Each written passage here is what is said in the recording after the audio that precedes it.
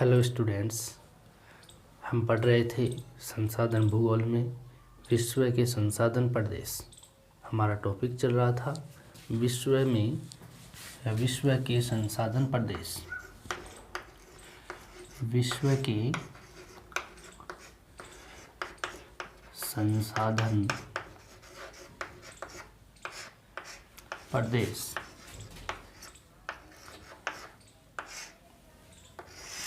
विश्व के संसाधन प्रदेशों के बारे में हमने लास्ट वीडियो में पढ़ा था कि विश्व में ये संसाधन प्रदेश पूरे ग्लोब को देखेंगे तो अलग अलग अपने को देखने को मिलेंगे।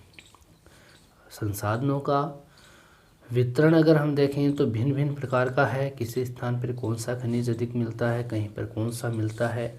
हम अगर स्थानों की प्रदेशों की बात करें तो विश्व के इन प्रदेशों में हमें जनसंख्या का जो सघनता है वो भी अलग अलग देखने को मिलती है। तो जहाँ पर ये संसाधन प्रदेश हैं, जैसे हमने कल बात की थी कि ध्रुवीय प्रदेशों को हम पढ़ेंगे, उसके बाद में ध्रुवीय प्रदेश के जो दक्षिण में उत्तर गोलार्ध के जो उपध्रुवीय प्रदेश हैं उनके बारे में भी हम चर्चा करेंगे। उसके बारे में हमने यूँ भी कहा। इसके बाद में जो अगला जो प्रदेश हैं वो शीतोष्ण यूरोपीय प्रदेश हैं जो कि मध्य अक्षांशों में पाए जाते हैं। उस क्षेत्र में किस प्रकार के संसाधन हैं उनके बारे में भी हम चर्चा करेंगे। उसके अंदर हम मध्य यूरोप को लेंगे या हम यूँ कह सकते हैं यूरोपीय रूस को लेंगे। ठीक है, इसके बारे में चर्चा करेंगे अभी। और उसके बाद हमने भूमध्य सागरीय यूरोपीय प्रदेश हैं उनके बारे में चर्चा की।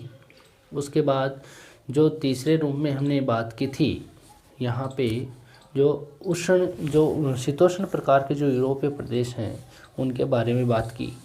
इसके बाद जो उष्ण अफ्रीकी वाला जो क्षेत्र है या एशिया का जो शुष्क क्षेत्र है उसके बारे में हमने चर्चा कर ली है। उसके अंदर भी हम कुछ क्षेत्रों को पढ़ेंगे जिसमें पश्चिमी सहारा की बात भी करेंगे, हम पूर्वी सहारा की जिसमें नील नदी घाटी है उसकी चर्चा करेंगे। और वहाँ पर हम और बात करने के रूप में यूँ कहें कि दक्षिण पश्चिमी एशिया वाला क्षेत्र है उसकी बात करेंगे। अरब सागर का जो केंद्र है, अरब जो सभ्यता है वो वाली अरब सभ्यता की जो अरब प्रायद्वीप वाला जो क्षेत्र है वहाँ की हम चर्चा करेंगे। और हम तुर्की मंगोल वाला जो केंद्र है सभ्यता का वहाँ से भी हम बात करेंगे।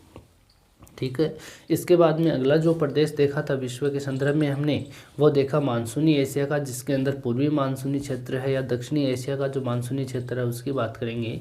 दक्षिणी पूर्वी एशिया का मानसूनी क्षेत्र है उसके बारे में भी चर्चा की जाएगी। तो यहाँ पर इस प्रकार के जो ये संसाधन प्रदेश हैं उनके बारे में हम पढ़ रहे थे, जिसमें से हमने ध्रुवीय प्रदेशों के बारे में चर्चा कर ली है। ध्रुवीय प्रदेश जो है वो उत्तरी गोलार्ध में भी है, दक्षिणी गोलार्ध में भी है, ये बात हमने की थी। उत्तरी गोलार्ध में हमने उसके अंदर प्राकृतिक वातावरण को देखा। प्राकृतिक वातावरण में हमें पता चला कि वहाँ पर तो पर्वत पठार घाटियाँ जो हैं उसके अंदर बर्फ़ जमी रहती है। अगर ग्रीष्म काल आता है तो कुछ क्षेत्रों में वो पानी के रूप में बर्फ़ बदल जाएगी और उसके बाद में वहाँ पर कुछ वनस्पतियाँ उग जाएगी जो छोटे रूप में होगी, जिसकी हमने कल बातें की थी। काई लिचेन जैसी जो बर्ग जैसी है, बिलबेरी जैसी है जो वनस्पतियाँ उग जाती हैं। ठीक है, इसके बाद में हमने वहाँ पर संसाधनों की भी बात की है कि वहाँ पर किस प्रकार के संसाधन हैं, जिसमें हमने लेला नदी में कोयला के क्षेत्र की बात की है। जैसे हमने वहाँ पर जो ग्रेट बैरियर झील है वहाँ पे यूरेनियम निकलता है, या रूस का जो साइबेरिया वाला क्षेत्र है वहाँ पर हम निकल की बात की। तो यहाँ पे अलास्का वाला जो क्षेत्र होगा, ध्रुवीय क्षेत्र होगा, वहाँ पे गैस का दोहन किया जाता है। तो इस प्रकार की हमने चर्चा ही कर ली थी। ठीक है, इसके बाद में हमने मानवीय जो वातावरण है उसका वो भी देखा था, जिसमें हमने कहा कि यहाँ पे बसावट कम है। क्योंकि वहाँ पर हमेशा हिमाच्छादन की दशा रहती है। हमने ये कहा कि अंटार्कटिक में तो मानव विहीन क्षेत्र ही माना जाता है, अंटार्कटिक में बिल्कुल नहीं रहता, जबकि आर्कटिक में 2 व्यक्ति प्रति वर्ग किलोमीटर में निवास तो करते हैं। ठीक है, इस प्रकार की हमने चर्चा की। ये भी कहा कि उनका भोजन किस प्रकार का होता है, इन संसाधनों में जो भोजन के रूप में ये मानव जो रहते हैं वो भोजन क्या करते हैं। तो हमने मुख्य भोजन उसका कच्चा मांस जो है वो है, सेल मछली है, ये भोजन है इनका। इस प्रकार की चर्चा की। यूरेशिया में हमने लेप्स जो जनजाति है इसके बारे में हमने कहा कि ये लेप्स जनजाति यहाँ पे पशुपालन करती है, जो कि रेंडियर प्रकार के पशु पालती है ये। ठीक है, ये चर्चा हमने ध्रुवीय प्रदेशों में की थी। ठीक है, ये मैंने इसलिए रिवाइज किया कि कल वाला आपको जल्दी से याद आ जाए। और अब इसी कड़ी को आगे जोड़ते हुए हम अगला जो प्रकार है प्रदेशों का वो हम बात करेंगे। विश्व के संदर्भ में अगला जो प्रदेश होगा वो होगा उत्तर में उपध्रुवीय प्रदेश। उत्तर की बात इसलिए की कि दक्षिणी गोलार्ध में उपध्रुवीय प्रदेश नहीं है लेकिन वो पूरा क्षेत्र जलीय है, वहाँ पर स्थलीय भाग की कमी है, जिसके कारण हम क्या पढ़ते हैं, संसाधन प्रदेशों में उत्तरी पढ़ते हैं। यानी ध्रुवीय क्षेत्र तो दक्षिणी ध्रुव भी है, उत्तरी ध्रुव भी है, लेकिन दक्षिणी ध्रुव हमेशा हिमाच्छादित ही रहता है, वहाँ पे हमेशा सतह पे बर्फ ही जमी रहती है। जबकि उत्तरी गोलार्ध में, उत्तरी ध्रुव के अंदर भी बात करें तो बर्फ पिघल करके पानी के रूप में ग्रीष्म ऋतु में कुछ मात्रा में मिल जाती है, जहाँ पर छोटी छोटी वनस्पतियाँ उग जाती हैं। उनके बारे में हमने चर्चा की। इसके बाद हम यह कहते हैं कि उत्तर के जो उपध्रुवीय प्रदेश हैं इसके अंदर हम बात करेंगे। दूसरा जो अपना प्रदेश होगा उत्तर के उपध्रुवीय प्रदेश, ठीक है। विश्व के संदर्भ में हम अगर इसको मानचित्र से देखेंगे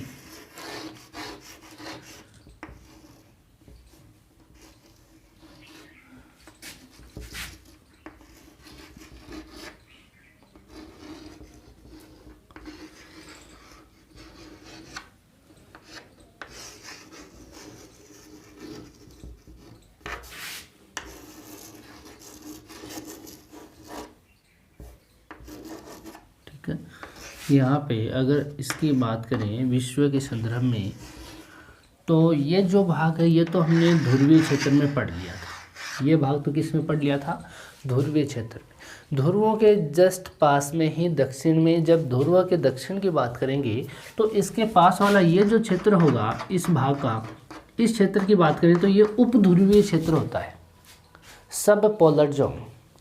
उपध्रुवीय क्षेत्र, ध्रुवीय क्षेत्र वो हो गया मेन, और उसके जो परिधीय भाग में जो क्षेत्र होता है वो होता है उपध्रुवीय क्षेत्र। और उपध्रुवीय क्षेत्र में इस ध्रुव को जो हमने पढ़ा था इसके दक्षिण में, जैसे यहाँ पे हमने ग्लोब देखा, इस ग्लोब का ये ऊपर वाला जो भाग है ये तो ध्रुवीय हो गया। अब इसके चारों तरफ यहाँ का ये जो क्षेत्र होगा इस क्षेत्र को उपध्रुवीय क्षेत्र बोलते हैं। क्या बोलते हैं, उपध्रुवीय क्षेत्र। इसके अंदर हम यूएसए की बात करेंगे, इसके अंदर हम यूरेशिया के जो उत्तरी भाग है, जो ध्रुवीय प्रदेश के दक्षिण वाला जो क्षेत्र है उपध्रुवीय प्रदेश, वो हम उसके अंदर चर्चा करेंगे। यूरेशिया का मतलब यूरोप और एशिया, ठीक है, दोनों का कंबाइंड नाम यूरेशिया हो गया। और यहाँ पर यूएसए वाला जो क्षेत्र है वो भी उपध्रुवीय क्षेत्र में कुछ आता है, ठीक है। उत्तरी अमेरिका वाला जो क्षेत्र है, उत्तरी अमेरिका का ये जो क्षेत्र है उपध्रुवीय भाग में शामिल किया जाता है। तो यहाँ पे इसका विस्तार देखेंगे तो इसका विस्तार कहाँ पर पाया जाता है, अलास्का में पाया जाता है। कहाँ पर, अलास्का में। देखिए यहाँ पर हम इस मानचित्र में यहाँ पे ये देखते हैं इस उत्तरी अमेरिका और दक्षिणी अमेरिका। यहाँ पर ये वाला जो क्षेत्र है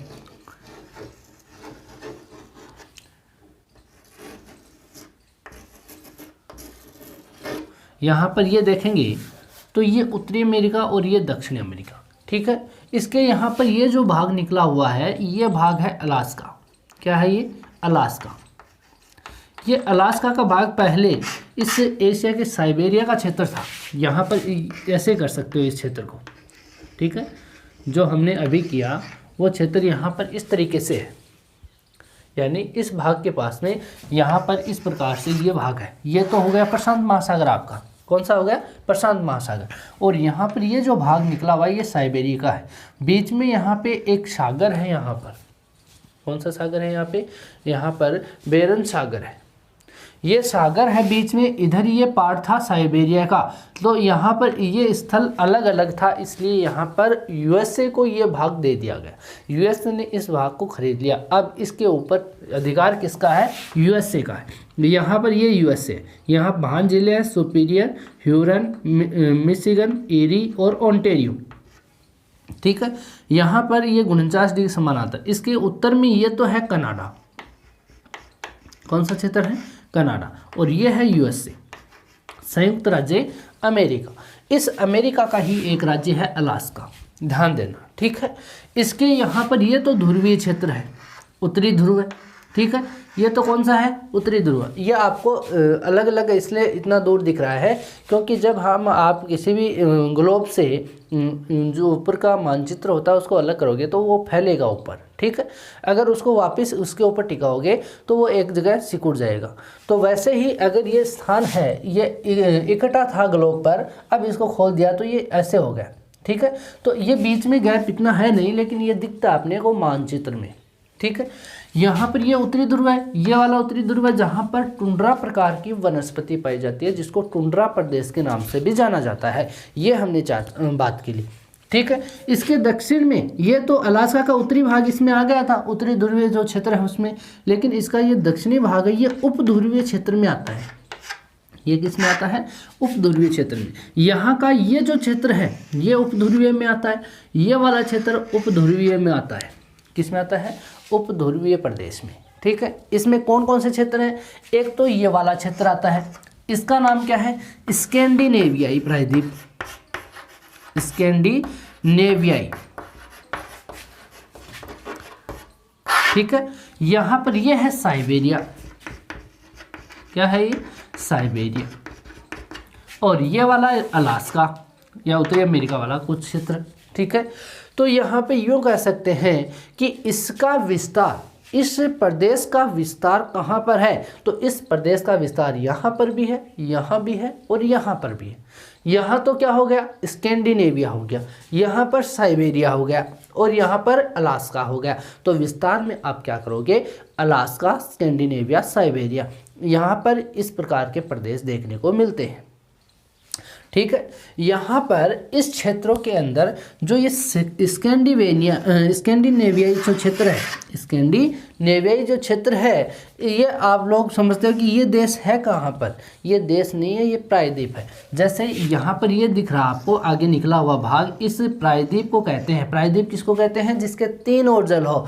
तो यहाँ पर इसके जल है, यहाँ पर इसके जल है और यहाँ पर इसके जल है। यहाँ तो इसका उत्तरी सागर वाला क्षेत्र है, यहाँ बाल्टिक सागर है इसकी, ठीक है। यहाँ पर उत्तरी सागर अटलांटिक का अंदर, यहाँ उत्तरी सागर इसका भाग है, यहाँ पे आगे बढ़ा हुआ भाग, ठीक है, जिसको बेरेंट्स सागर कहते हैं। बेरेंट्स है, बेरेंट्स के आगे यहाँ पे कारा सागर है। काला देखना, काला तो यहाँ पर है, कारा यहाँ पर है। कारा और काला दोनों अलग अलग सागर हैं। एक तो कौन सा है, कारा, और एक है काला। तो ये कारा जो है वो यहाँ पर है और ये काला सागर है वो यहाँ पर है। समझ रहे हो बात। तो यहाँ इसके तीन और जल से घिरा हुआ क्षेत्र है, ये प्रायद्वीप है। इस प्रायद्वीप का नाम है स्कैंडिनेवियाई प्रायद्वीप। इसके अंदर कुछ देश हैं, इसके अंदर कौन कौन से देश हैं, इसके अंदर एक तो नॉर्वे है। कौन से देश हैं, नॉर्वे। इसके अंदर और है स्वीडन, एक देश है फिनलैंड, फिनलैंड, ठीक है। ये तीनों देश कहाँ पर हैं, यहाँ पर। ये जो भाग निकला हुआ है इधर वाला, ये नॉर्वे है, यहाँ पे स्वीडन है और ये फिनलैंड है, ठीक है। फिर हम बात करते हैं इसके अंदर राजनीतिक दृष्टि से। राजनीतिक दृष्टि से अगर मैप में देखेंगे तो स्कैंडिनेवियाई प्रायद्वीप के अंदर यहाँ पे डेनमार्क को भी शामिल किया गया है। किसको शामिल किया गया है, डेनमार्क को। और डेनमार्क है कहाँ पर, बाल्टिक सागर जो है, यहाँ पे बाल्टिक सागर, यहाँ छोटे छोटे द्वीप है, ठीक है। इन द्वीपों से मिलकर के बाल्टिक सागर में एक देश बना हुआ है डेनमार्क। यहाँ पर ग्रीनलैंड है, इसका भी ध्यान में रखना, इसका नाम भी डेनमार्क है। और यहाँ पर एक द्वीप है आइसलैंड, इस आइसलैंड पे आधे द्वीप पर हिस्सा इसका ही है। तो इसको स्कैंडिनेवियाई प्रायद्वीप में आइसलैंड का पूर्वी भाग भी शामिल किया जाता है। ध्यान देना, इसके अंदर नॉर्वे, स्वीडन, फिनलैंड, डेनमार्क और पूर्वी आइसलैंड को भी शामिल किया जाता है, ठीक है। तो इस बात को आप ध्यान में रखोगे। तो इन क्षेत्रों के अंदर किस प्रकार के जो संसाधन प्रदेश हैं वो है उपध्रुवीय प्रदेश, जिसको हम विश्व के संदर्भ में जानते हैं, ठीक है। यहाँ पर जो वनस्पति है वो वनस्पति का जो प्रकार है वो है यहाँ पे टेंगा प्रकार, ठीक है। इसलिए इसको टेंगा प्रदेश या टेंगा वनस्पति प्रदेश के नाम से भी जाना जाता है। किस नाम से जाना जाता है, टेंगा प्रदेश के नाम से, क्योंकि यहाँ की जो वनस्पति है वो टेंगा प्रकार की है, यानी उसका शंकु के आकार में उसके पत्ते हैं, यानी पेड़ है, पेड़ का पत्ता जो होता है वो पत्ता इस तरीके से शंकु आकार का होता है। वो इसलिए होता है कि यहाँ पर हिम वर्षा होती रहती है, और हिम वर्षा जब पेड़ों के पत्तों पे गिरती है तो वो पत्तों पे जमा होने के बजाय वो उसके यहाँ पे शंकु के आकार में होने के कारण नीचे आ जाती है, जिसके कारण यहाँ के जो पेड़ हैं उनके पत्ते वो शंकु के टाइप के हैं, इसलिए शंकुधारी वन भी इनको कहते हैं। क्या कहते हैं? शंकुधारी वन। और टेंगा प्रदेश के नाम से भी इसको जाना जाता है, या कोणधारी वन भी कहते हैं इसको। क्या कहते हैं? कोणधारी वन। ठीक है। यहाँ पर जो वनस्पति है उसका बहुत ही कम विस्तार मिलता है, यहाँ पे वनस्पति कम है। यहाँ पर एक ही प्रजाति के वृक्षों की प्रजातियां ज़्यादा है, जिसके कारण यहाँ की जो वनस्पति होती है वो मुलायम भी है, और यहाँ पर मुलायम होने के कारण और एक प्रकार की प्रजाति होने के कारण सबसे ज़्यादा आर्थिक दोहन यहीं के वनों का हुआ है। जो कोणधारी वनस्पति होती है उनका सबसे ज़्यादा दोहन यहाँ पर होता है। अगर वनस्पतियों की चर्चा करें टेंगा प्रकार की, तो स्प्रूस है, फर है, लार्च है, पाइन है, इस प्रकार की जो वनस्पति हैं वो यहाँ पर देखने को अपने को मिलती है। ठीक है। तो इन क्षेत्रों के अंदर आप इसको क्या कहोगे? टेंगा प्रदेश। ध्यान में रहेगा, हमने संसाधन प्रदेश में दो बातें पढ़ ली है, एक तो ध्रुवीय और एक उपध्रुवीय। ध्यान देना, विश्व के संदर्भ में टेंगा और टुंड्रा जो प्रदेश है वो कहाँ पर है?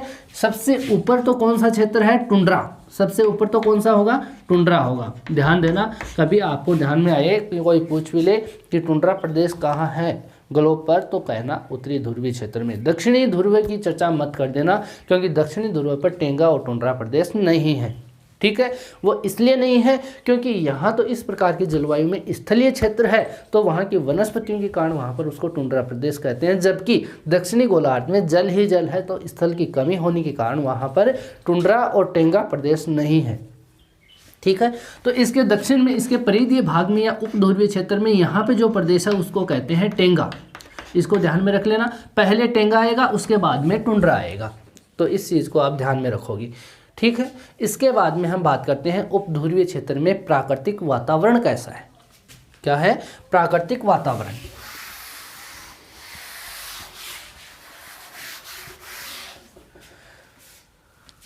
इसमें क्या पढ़ने जा रहे हैं? प्राकृतिक वातावरण, प्राकृतिक नेचुरल एनवायरनमेंट। प्राकृतिक वातावरण की अगर बात करें तो यहाँ पर टेंगा वनस्पति मिलती है। कैसी वनस्पति मिलती है? टेंगा वनस्पति।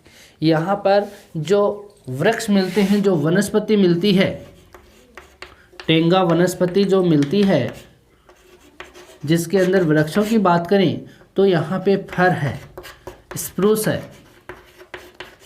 ठीक है। यहाँ पे लार्च है, लार्च के वृक्ष होते हैं। ठीक है। लार्च है, पाइन है, इस प्रकार के जो वृक्ष हैं, इन वृक्षों को यहाँ पे कोणधारी वन कहते हैं। क्या कहते हैं? कोणधारी वन। ठीक है। ग्रीष्म ऋतु जो होती है वो इस क्षेत्र में कम होती है। ग्रीष्म ऋतु क्या होती है? कम होती है। कारण वही है, सूर्य की किरणें यहाँ पे क्या पड़ती हैं?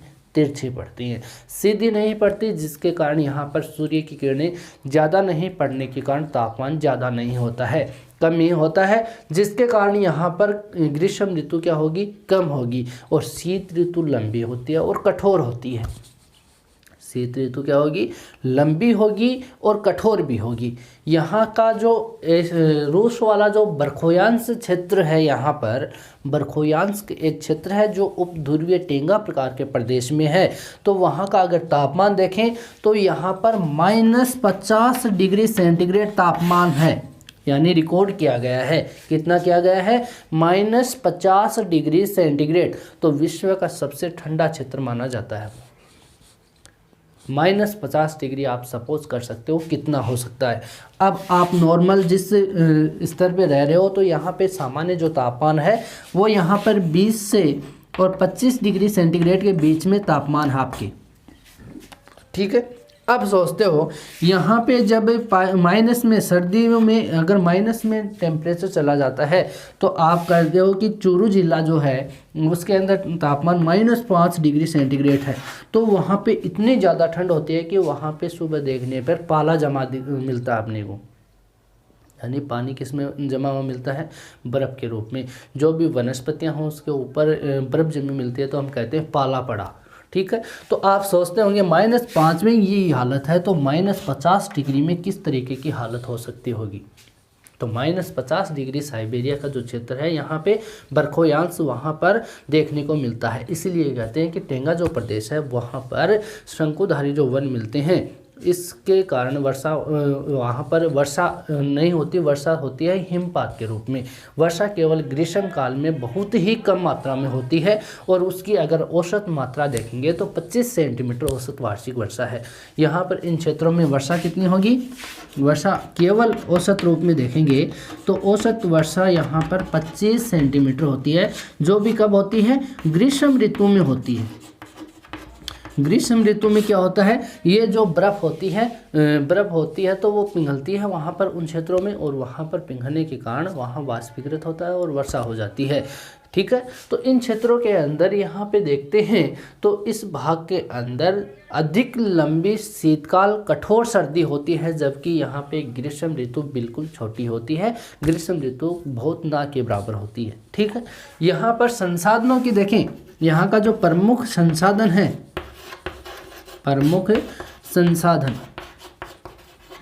इनकी अगर बात करें प्रमुख संसाधनों की, तो यहाँ मुख्य रूप से वन संसाधन अधिक है।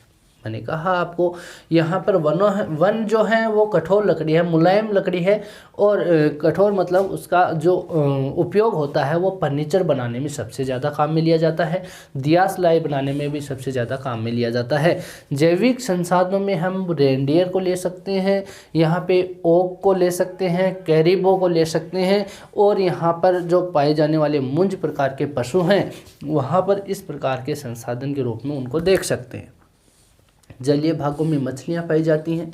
ठीक है, खनिजों में हम कह सकते हैं कि कनाडा का जो क्षेत्र है ये कनाडा वाला जो क्षेत्र है, इसमें हम कहें तो निकल मिलता है, तांबा मिलता है, सोना मिलता है, चांदी मिलती है, सीसा मिलता है, जस्ता मिलता है और प्लेटिनम मिलते हैं।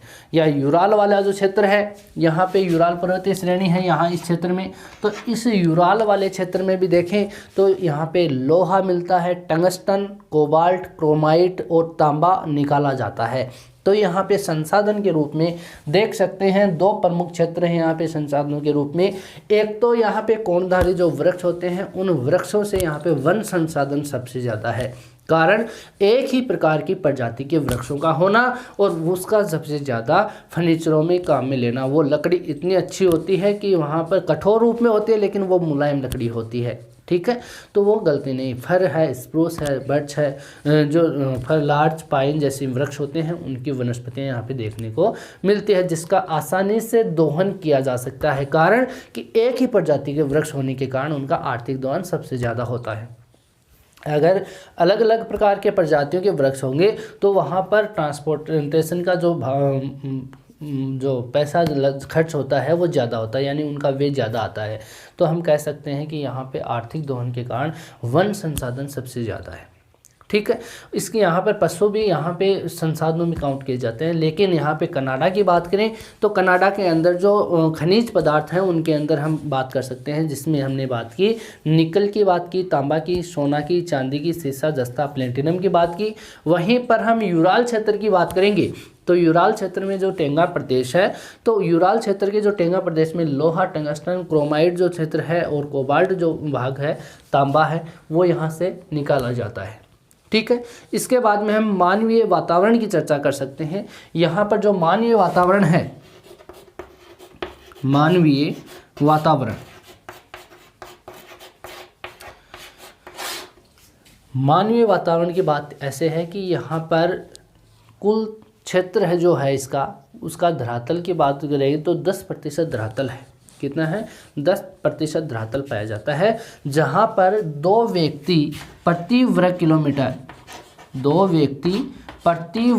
किलोमीटर निवासित करते हैं या निवास करते हैं।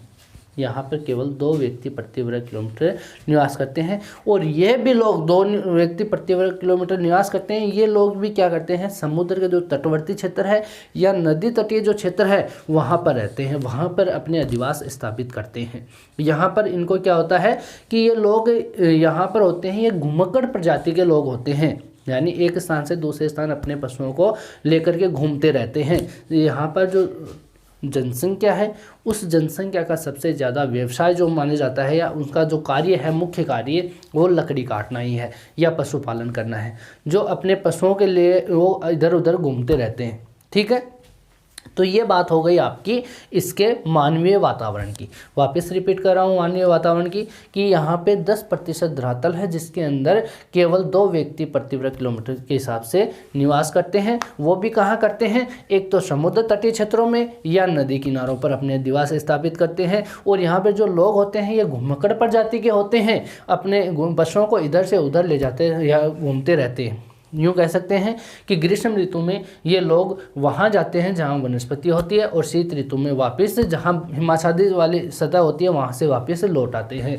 जैसे हम पर्वतीय क्षेत्रों की बात कर सकते हैं, ग्रीष्म ऋतु में पर्वतीय क्षेत्रों पर बर्फ़ पिघल करके और पानी के रूप में हो जाएगी, तो वहाँ पे कुछ वनस्पतियाँ हो जाती हैं, तो ये अपने पशुओं को ले जा करके पर्वतीय क्षेत्रों में ले जा करके उनको चारागाह यहाँ पे खिला देते हैं। उसके बाद में जब शीतकाल आता है तो वहाँ पे हिम रूप में हिमाच्छादन की सतह बन जाती है, जिससे वो क्या होगा कि वो अपने पशुओं को ले जा करके घाटी वाले क्षेत्रों में आ जाते हैं।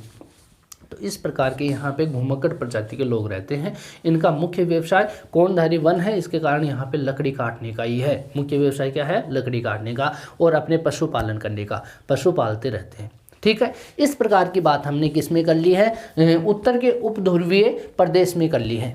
इसके बाद में हम बात करेंगे तीसरे क्रम पर, यहाँ पे उष्ण अफ्रीकी व शीतोष्ण शुष्क जो प्रदेश हैं उसके बारे में हम चर्चा करेंगे, और वो चर्चा करेंगे हम यहाँ पर नेक्स्ट वीडियो में। आज के लिए इतनी बातें करेंगे। धन्यवाद।